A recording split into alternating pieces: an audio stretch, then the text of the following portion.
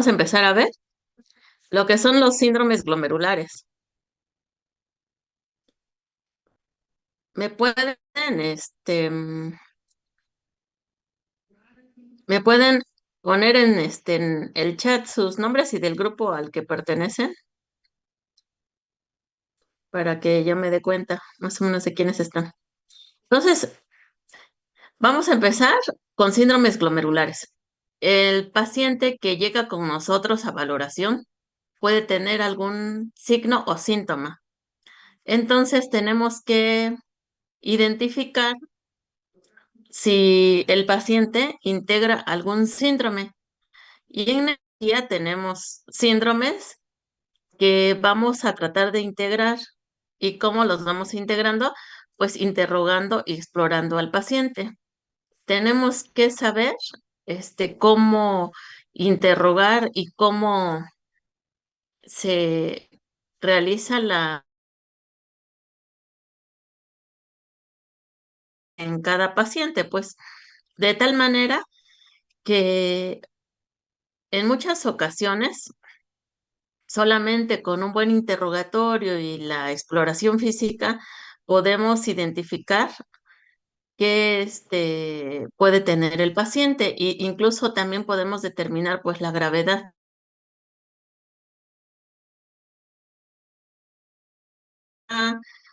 Conocer síndromes que estamos valorando. ¿Sale? A ver, entonces, habíamos empezado.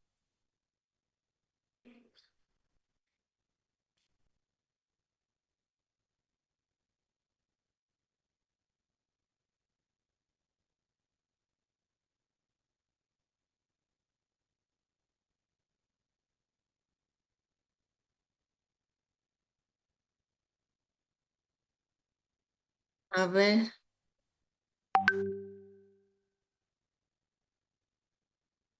ahora no hay nadie del grupo I. Sí, doctora, aquí estamos unos A ver, compañeros.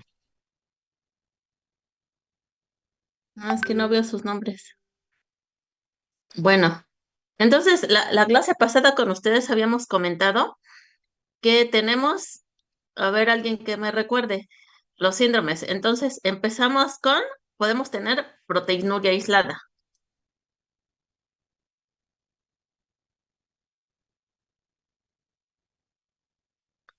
Proteinuria aislada.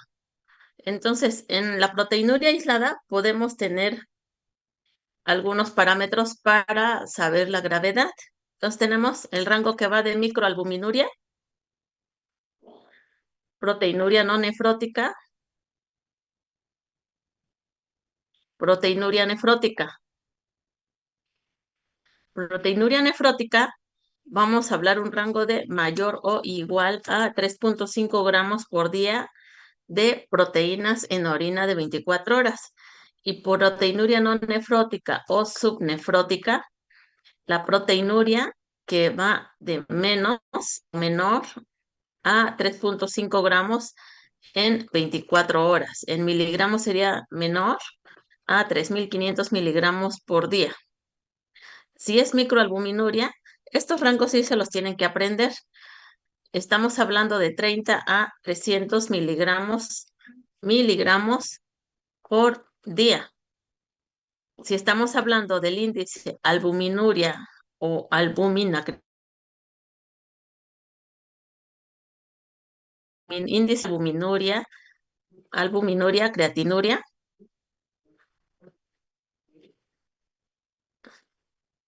va a ir de 30 a 300 miligramos gramo, de acuerdo al índice.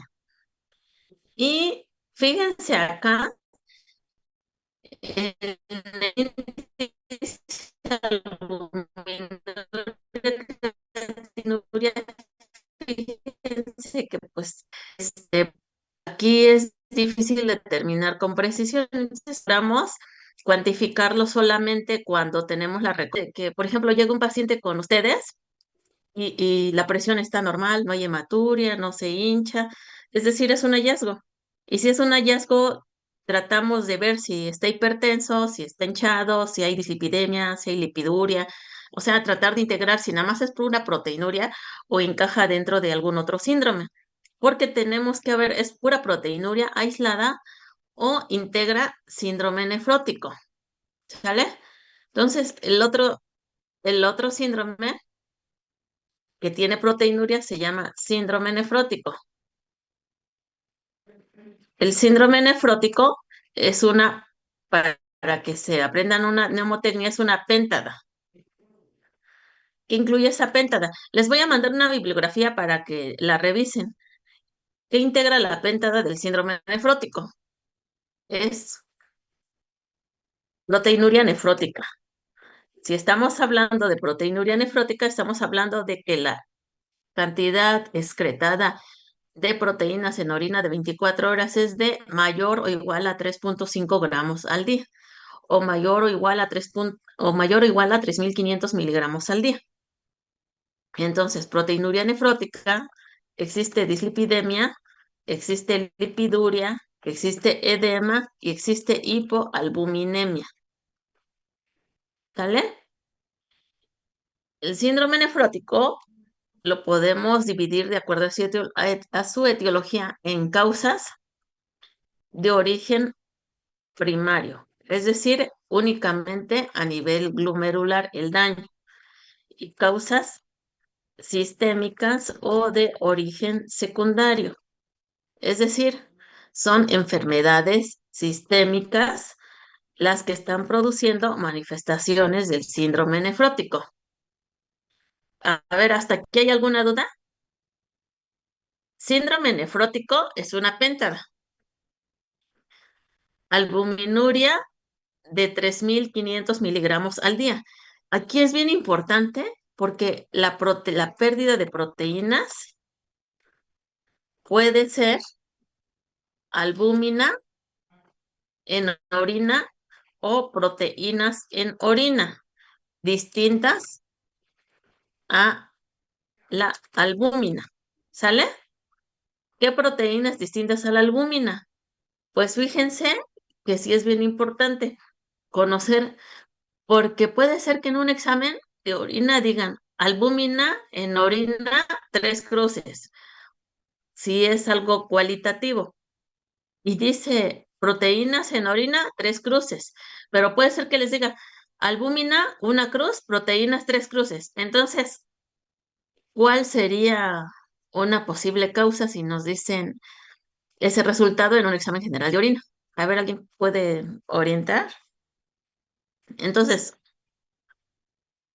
la pérdida de proteínas en orina puede ser albúmina o pueden ser proteínas distintas a la orina. Ejemplo, ¿como cuál se imaginan ustedes?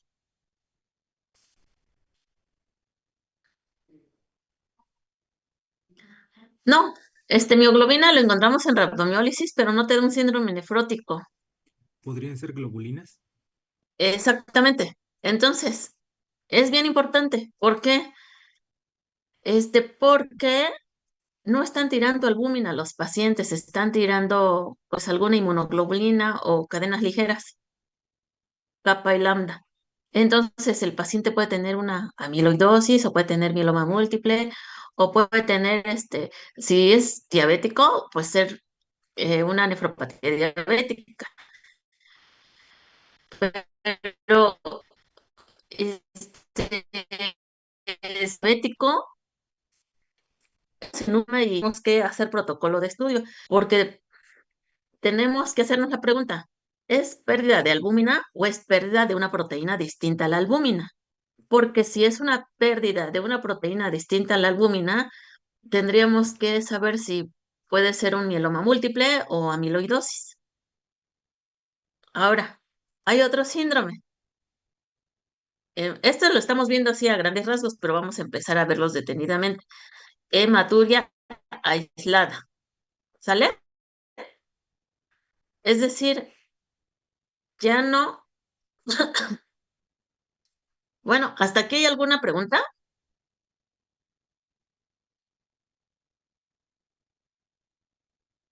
Todo bien, doctor. ¿O alguien tiene alguna duda de cualquier grupo? No, doctora. A ver, entonces, proteinuria aislada, solamente proteinuria. No hay hematuria, no hay deterioro de la función renal, no hay edema, no hay dislipidemia, etcétera. Síndrome nefrótico es una péntana. Y ahora vamos a ver hematuria aislada. Voy a borrar esto de acá. Entonces, 3, hematuria aislada.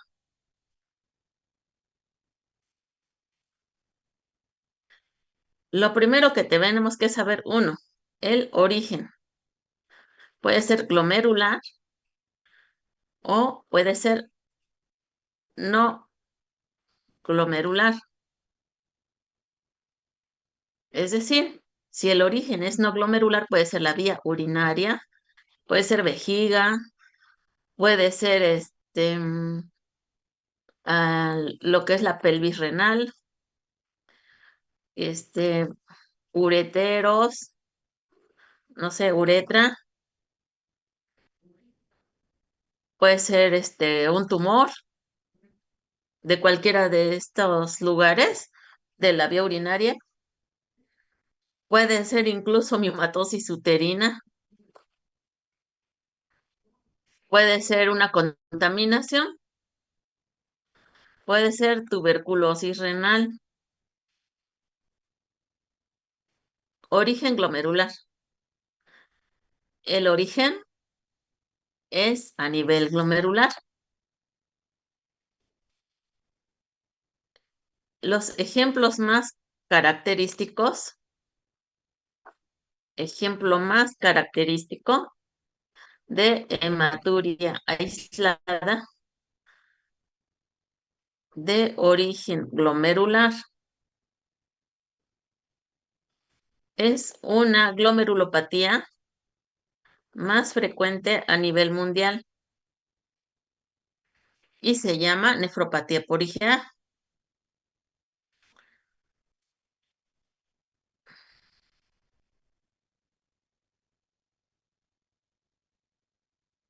Entonces, esta glomerulopatía se caracteriza porque el paciente puede tener hematuria y resulta que no hay deterioro en la función renal y resulta que no hay hipertensión y resulta que no se hincha y que los lípidos están normales y que no hay presión arterial descontrolada.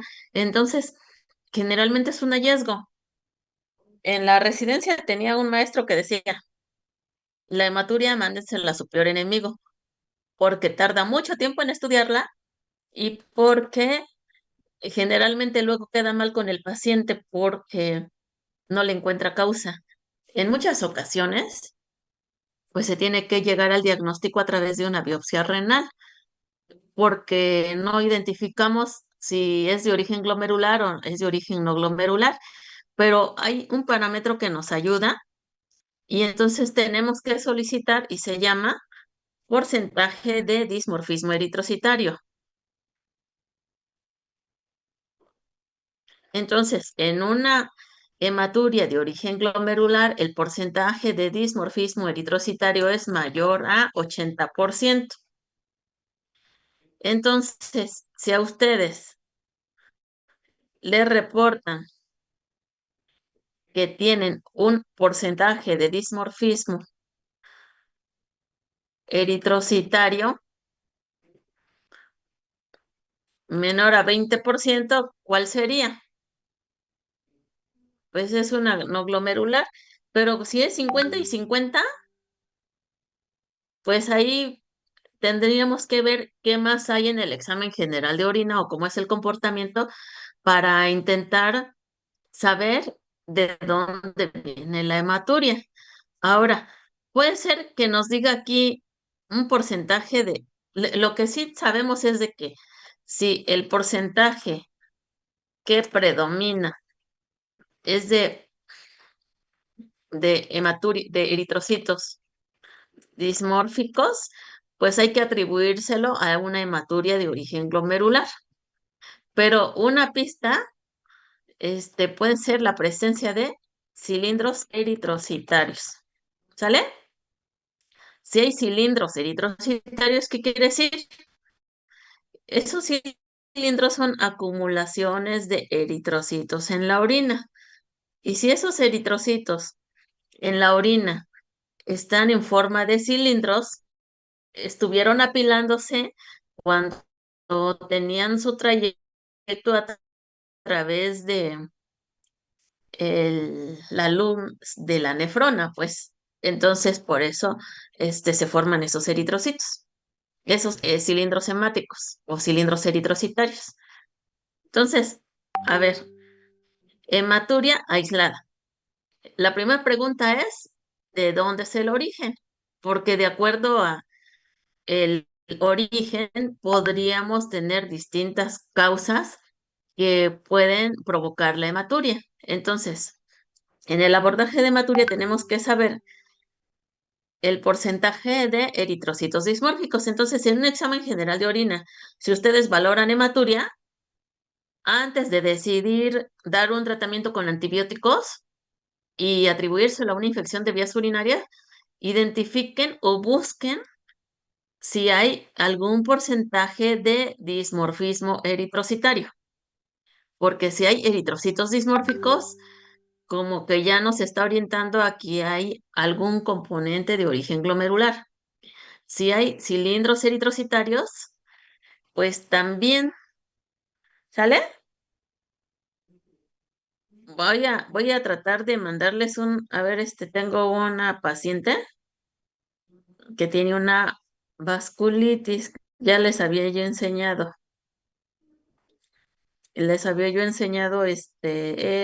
unas fotos de la vasculitis, pero a ver si tengo aquí este el reporte del examen de orina para que más o menos vayan identificando, porque resulta que luego todo se está catalogando como si fuera una infección de vías urinarias. Ah, sí lo tengo, sí lo tengo.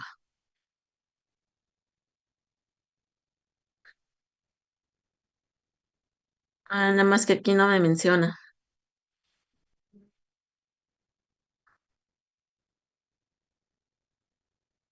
Ujú. Creo que ya no se lo pedí por eso. Y de hecho ya no se lo había yo pedido, pero porque ya estaba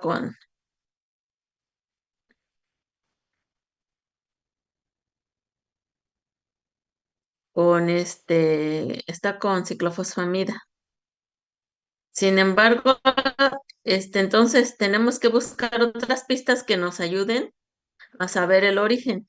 Si ustedes en el examen general de orina encuentran que tienen presencia de cilindros, pues hay que pensar que en cierta forma hay un componente de origen glomerular. A ver, voy a ver si no tiene otra. Es que tengo pocos pacientes ahorita con glomerulopatías, pero quiero que vean más o menos el comportamiento en un examen general de orina, porque una cosa es leerlo y otra cosa es que lo sepan interpretar. Entonces, ¿hasta aquí alguna duda? Entonces, en Maturia tenemos que saber dónde viene el origen y para eso vamos a solicitar el porcentaje de eritrocitos dismórficos. ¿Sale? Para solicitar el porcentaje de eritrocitos dismórficos, pues esto nos ayuda a tener pistas sobre el origen real del sangrado. Ay, aquí tengo una.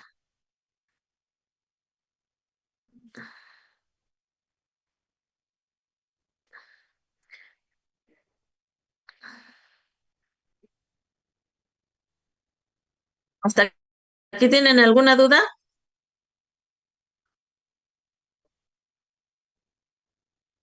¿Tienen dudas hasta ahorita?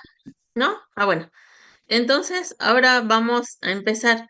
Entonces, el síndrome nefrótico lo vamos a ver detenidamente. ¿Por qué? Porque tenemos que ver las vías que las teorías que se han propuesto para la fisiopatología del síndrome nefrótico. Entonces, a grandes rasgos estamos viendo así como que una introducción. ¿Qué sigue? Entonces hemos visto proteinuria aislada, hematuria aislada, síndrome nefrótico. Ahora, otra sería el síndrome nefrítico. 4. Síndrome nefrítico. A diferencia del síndrome nefrótico, el síndrome nefrítico es una triada. Esta triada está caracterizada por hematuria, y esta hematuria va a ser especificando de origen glomerular, va a existir deterioro de la función renal y otro dato importante es hipertensión arterial. ¿Sale? Entonces, en el síndrome nefrítico tenemos que identificar una triada. Deterioro de la función renal, hematuria e hipertensión arterial. Y esto igual tenemos que tratar de ver si es una enfermedad de acuerdo a su origen, primario, primario.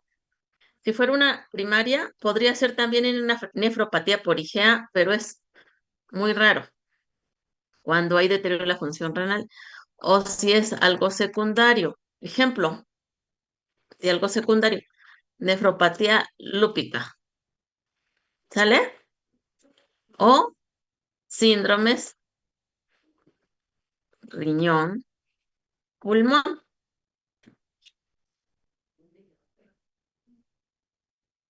¿Qué patologías pueden ocasionar estos síndromes?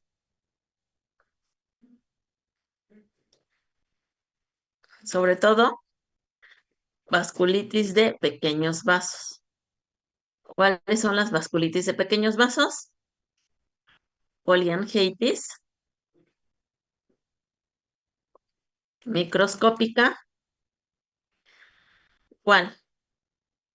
Vasculitis de Church-Strauss y Wegener. ¿Sale? Y estas están relacionadas, todas estas son relacionadas con ANCAS. La poliangitis y la vasculitis de Church-Strauss son con ANCAS P positivos y Wegener es con ANCAS C positivas. Entonces, síndrome nefrótico es una péntada, síndrome nefrítico es una triada, hematuria aislada, proteinuria aislada. Estos, les decía, estamos viendo a grandes rasgos. El síndrome nefrótico en las formas más graves, entonces, vamos a poner las formas más graves. En las formas más graves son las glomerulonefritis de comportamiento rápidamente progresivo. Es decir, en menos de 3 meses hay deterioro severo de la función renal y esto va a llevar a diálisis en el paciente. Ejemplo, son los síndromes riñón-pulmón o pulmón-riñón, como lo quieran. Sobre todo el lupus eritematoso sistémico, la clase 4. ¿Cuál? Los antimembrana basal glomerular.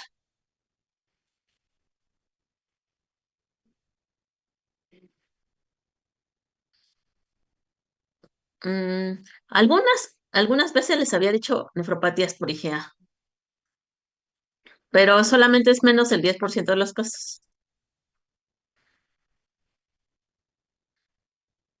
Bueno, ahora, entonces, ya les voy a borrar esto. Rápidamente progresivos son los síndromes riñón-pulmón, son vasculitis, que también puede producir síndromes riñón-pulmón, pueden ser Lo que es antimembrana basal glomerular, nefropatía por IgA, lupus es de las formas más frecuentes. Ahora, otro síndrome. Entonces tenemos proteinuria aislada, síndrome nefrótico, síndrome nefrítico, hematuria aislada. Otro, daño renal agudo. Es una lesión renal aguda en un lapso abrupto.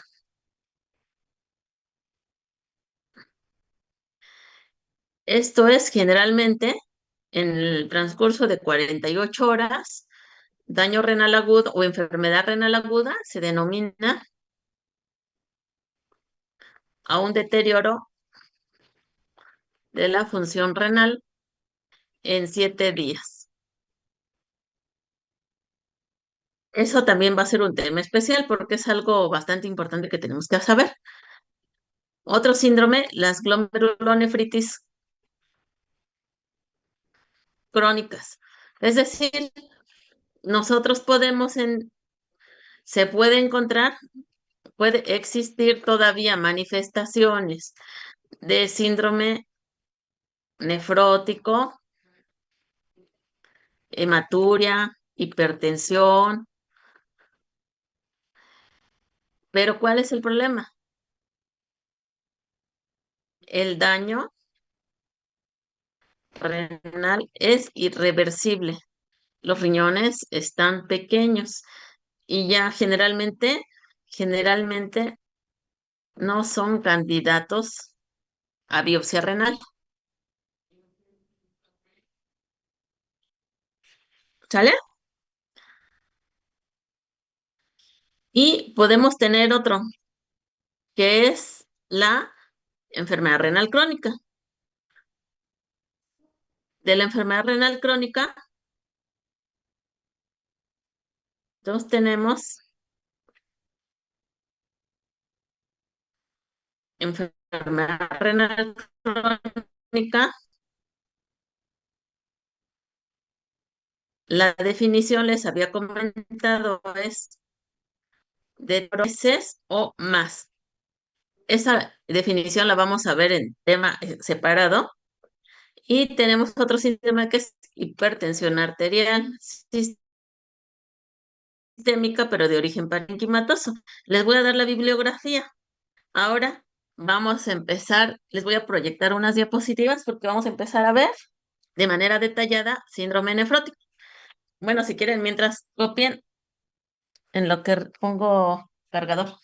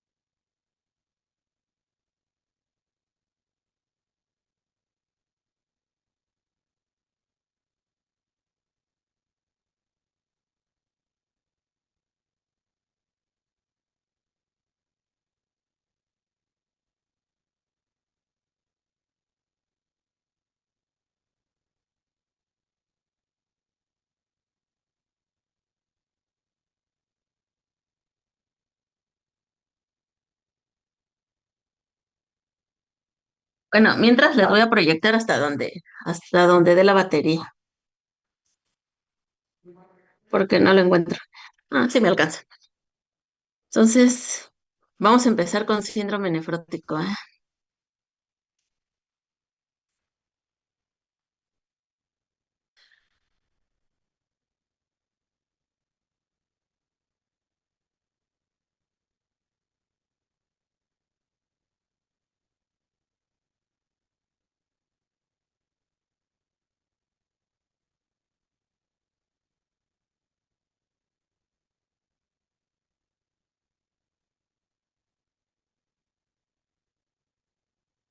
Mañana, en la tarde no les voy a poder dar, pero sí quiero que vayan viendo lo de las pláticas de la Sociedad Latinoamericana de Nefrología e Hipertensión. El jueves no les voy a dar, pero los espero en el liste para que estén en las pláticas de lo que es el Día Mundial del Riñón, ¿sale? Entonces,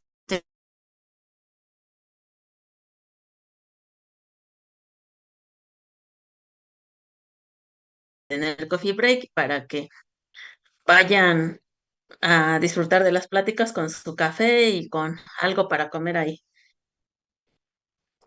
Les vamos a mostrar.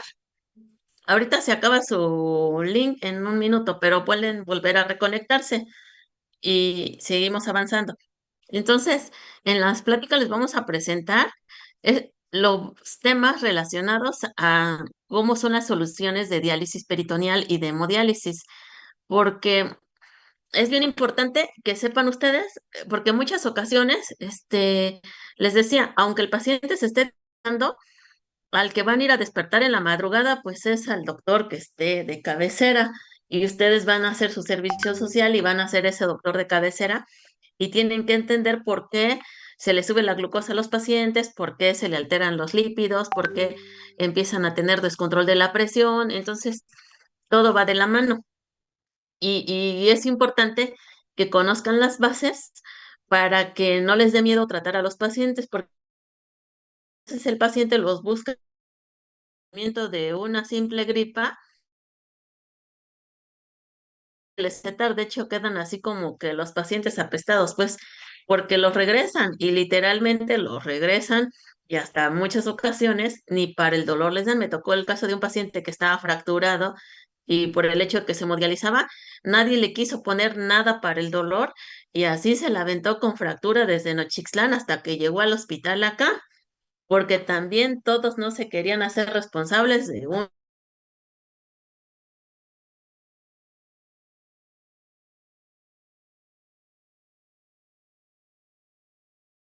A ver, entonces, vamos a empezar con esta de síndrome nefrótico.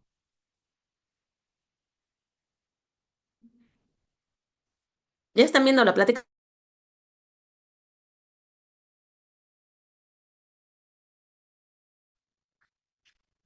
Bueno, Sí, doctora. el síndrome nefrótico, fíjense cómo eran los médicos de los siglos anteriores, que pues eran bien observadores y realmente, pues, quién sabe qué hubieran hecho si hubieran tenido la tecnología que tenemos hoy. Y fíjense lo que pasaba. Desde Hipócrates, desde los años 470 a 300 antes de Cristo, describieron los primeros cambios microscópicos en la orina. O sea, fíjense que ellos empezaron a ver que la orina espumosa se relacionaba con un deterioro de la función renal. La orina que, que está de esas características, el paciente que se hincha y todo, pues sabían que pues, era un paciente que ya se lo atribuían con daño renal. Pues Malpighi, Lorenzo Bellini, si se acuerdan, pues ellos son los que le dieron nombre a las columnas de Bellini, corpúsculos de Malpighi, lo que es el glomérulo, pues Morgagni aportaron conocimiento histológico. A finales del siglo XVIII se describieron tres síndromes. Estaban, digo, para la época, pues eran muy observadores y ya descubrieron, o describieron, mejor dicho, el síndrome nefrótico, la nefritis aguda, y fíjense que esta nefritis aguda estaba relacionada con El ante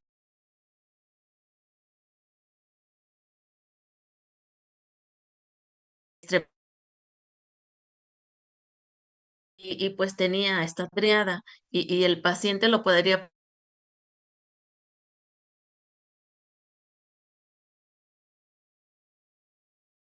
o como de infección de vías respiratorias altas. Y también empezaron a describir a la enfermedad renal crónica.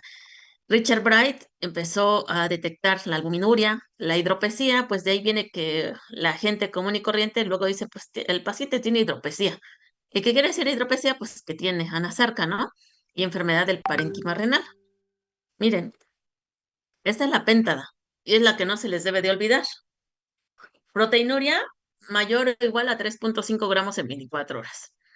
Hipoalbuminemia, edema, dislipidemia y lipiduria. Hace como 2 años me tocó ver el caso de... No, no, no. Este caso lo vi en diciembre. ¿Quién sabe si el muchachito iba todo? Resulta que el paciente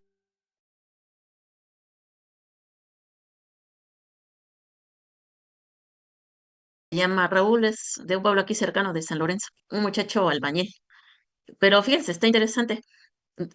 Tiene ahorita 18 años, no, 20 años, pero a los 18 años empezó a sentirse cansado. El caso es de que este muchacho, pues, sí se drogaba. Fue al médico y le detecta hipertensión arterial.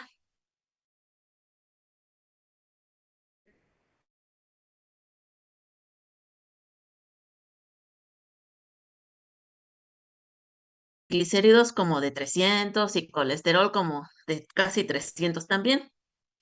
Y pues bueno, se le atribuyó a las drogas,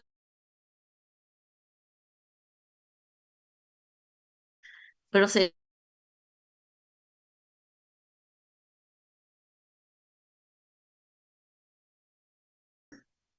que en el examen general de orina decía proteína, luego tres cruces, porque eran pues los exámenes más básicos. Y al paciente se le estuvo regañando, bueno, sí, que las drogas, pero ya las había suspendido. Y bueno, que no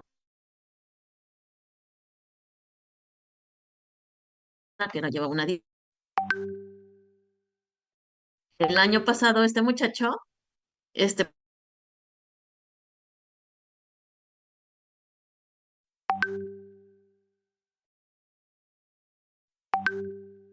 de empezar a trabajar porque ya se sentía cansado con anemia, la hipertensión la controlaba, ya estaba viviendo con sistólicas de 180 con 200 y a pesar de nifedipino. Y pues como estaba joven, pues nadie le pidió química sanguínea. Resulta que cuando llegó conmigo ya llegó con 8 de creatinina. Y desafortunadamente la urea ya andaba como en 200 y 300. Pues nada más lo único que alcancé a hacerles pues es su referencia al hospital civil y resulta que en el hospital civil pues no tenía criterios de urgencia y el paciente pues andaba en la calle con 7 de creatinina. El caso es de que cuando revisé su historial del paciente ya tenía varias consultas con médicos generales y todos lo regañaron porque tenía epidemia y todos le decían que pues igual y sí, pero nadie le puso atención al examen general de orina. Y tenía cilindros hemáticos, y tenía proteínas, y tenía algo que se llama cilindros serios. Quiere decir cilindros serios. Es una traducción en un examen general de orina de lipiduria. O puede decir cuerpos ovales grasos. Entonces, nunca antes regañar al paciente hasta no ver el comportamiento de su estilo de vida, porque por mucho que el paciente tenga una forma inadecuada de comer, pues un albañil, pero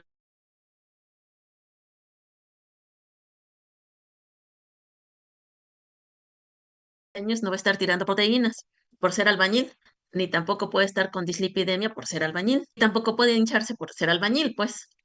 ¿Qué hay que hacer? Pues interrogar de manera más intencionada y tratar de integrar algún síndrome. Por eso las combinaciones. Entonces puedo tener un síndrome nefrótico, entonces puede tener esta penta, que es la proteinuria mayor a 3.5 gramos, la hipoalbuminemia, la edema, la dislipidemia y la lipiduria. Pero aparte, se le puede agregar hipertensión arterial o puede tener un síndrome nefrótico más un síndrome nefrítico. ¿Qué quiere decir? Que tengo la pentada más la tríada del síndrome nefrítico, o sea, aparte de que está hinchado, aparte de que tiene,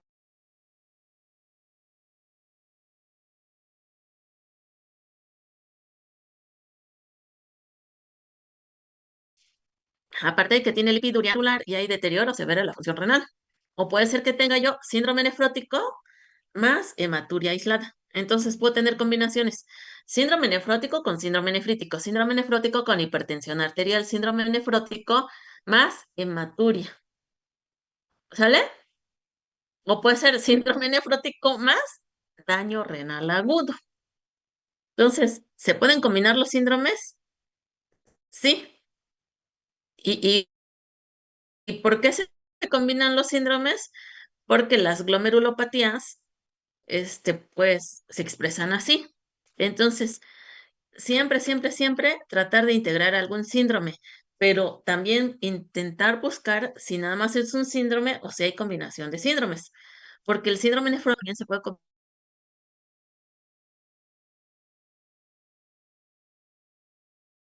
síndrome nefrítico o síndrome nefrótico nefrítico o síndrome nefrótico más hipertensión arterial o síndrome nefrótico más hematuria aislada, porque puede ser que tenga hematuria aislada, pero que no tenga hipertensión arterial. Hasta aquí.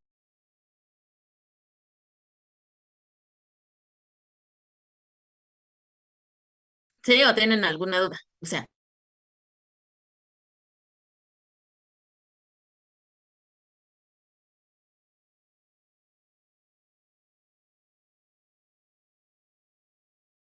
tienes un recordatorio de la fisiopatología.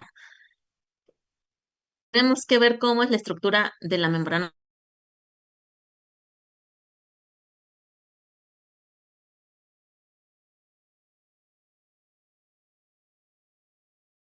los eritrocitos dentro del capilar glomerular. Fíjense cómo está.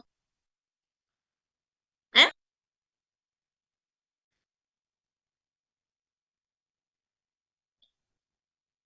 Ah, ya, ya.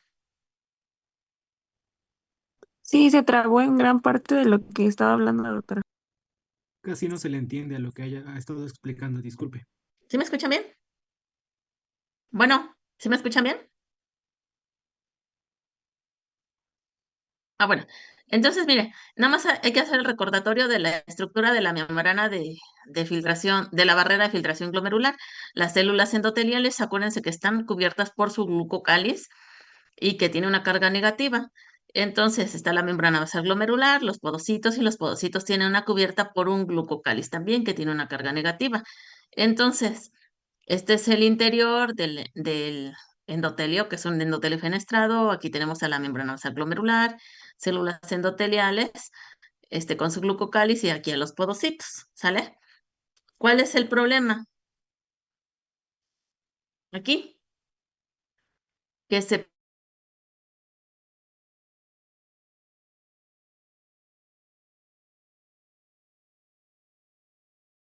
de la barrera, pues es del epitelio visceral o de los podocitos. Entonces, si se dan cuenta, miren, aquí está una microscopía electrónica de la barrera de filtración glomerular normal.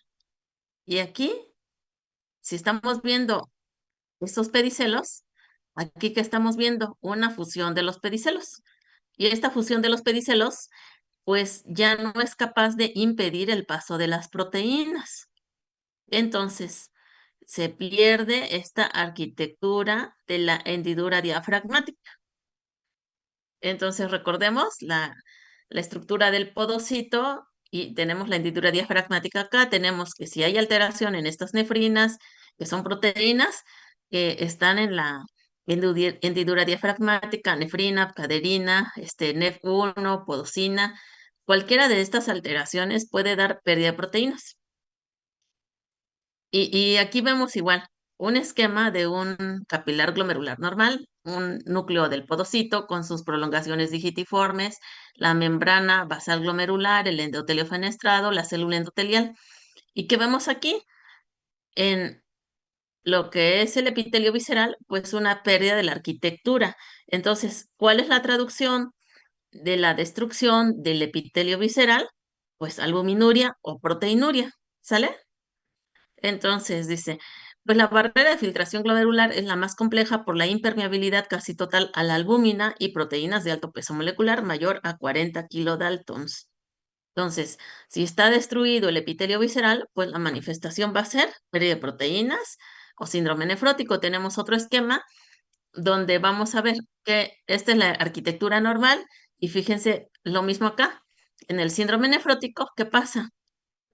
Pues la arquitectura del epitelio visceral o podocitos, acuérdense que es lo mismo, está alterada.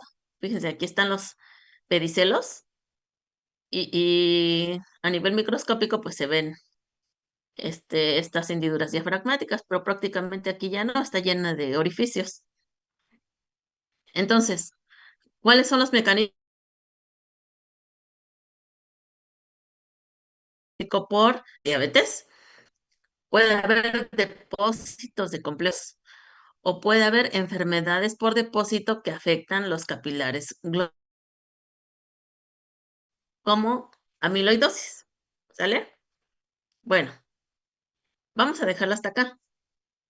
Empezamos a ver la patofisiología del síndrome nefrótico. Todo esto va a producir daño a la membrana basal glomerular, a los podocitos y a las células endoteliales con una traducción de la pérdida de las cargas negativas que atacan a las proteínas de la membrana basal glomerular y de las células epiteliales. Hay un aumento de la filtración de macromoléculas, predominantemente la albúmina, a través de la barrera de filtración glomerular. Y quiero que vean este esquema, porque esto nos va a traducir todas las manifestaciones que va a tener el paciente. ¿Qué manifestaciones? Dislipidemia, hipoalbuminemia, alteraciones en las pruebas tiroideas, anemia, infecciones o eventos trombóticos. ¿Por qué? Dislipidemia, porque hay un incremento de la síntesis de las proteínas lipoproteínas.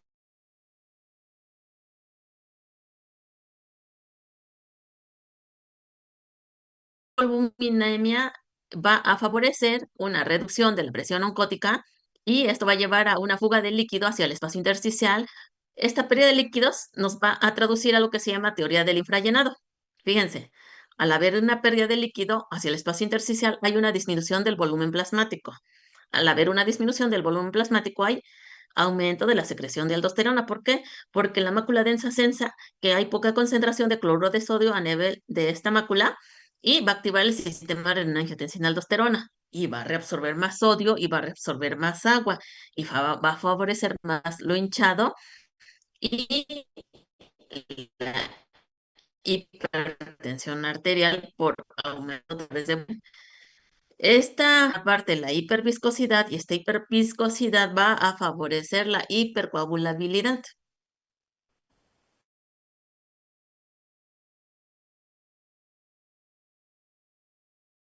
Tiroidismo, que no es propiamente una enfermedad tiroidea, sino es pues un hipotiroidismo secundario, un síndrome nefrótico. ¿Qué tenemos que hacer? Pues el tratamiento es dirigido hacia el síndrome nefrótico, que hay pérdida de la eritropoyetina y pérdida de la transferrina. Hay pérdida de antitrombina 3. ¿Y qué hace la antitrombina 3? Pues bloquear a la trombina. Entonces, si no hay quien bloquea la trombina, pues también va a haber una hipercoagulabilidad y de inmunoglobulines. Entonces, quiero que se aprendan esta imagen porque esta imagen nos explica todo y la dejamos hasta ahí. ¿Sale? Sí, doctora. ¿Sí? Bueno, Sí, doctor. entonces, hasta ahí la dejamos. Nos vemos jueves, toman la clase en línea, pero les voy a mandar el artículo de donde vienen los síndromes glomerulares, ¿sale? Sí, doctora. Yo les voy a dejar así como puntos clave, nada más. Bueno, hasta ahí la dejamos. Gracias, doctora. Gracias, Hasta luego. doctora. Gracias.